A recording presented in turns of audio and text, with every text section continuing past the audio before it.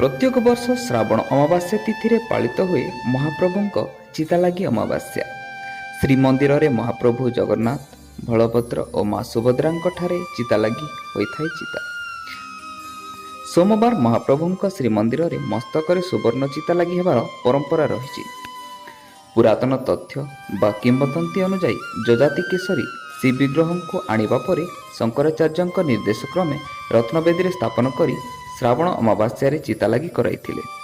यह गुप्त नीति होइथिबा हेतु चितालागी नीति पाई श्रीमंदिर प्रथम भोगमंडप सरिबा परे सर्वसाधारण दर्शन निमंते बंद रही है। श्रीमंदिर सकाळ धूप समय भंडार मेघ चितागुड़ी को आनी देउलकरण को देता है। बणियांक द्वारा चितागुड़ी को सफा करा जायथाय। चितालागी अमावास्या जगन्नाथ मस्तक हीरा खचित सुवर्ण चिता, बड़ ठाकुर बलभद्र मस्तक नीला और देवी सुभद्रा मस्तक माणिक खचित सुवर्ण चिता लगी होता है। दैतापति सेवायत माने महाप्रभु मस्तक चिता लगी कर परंपरा रही।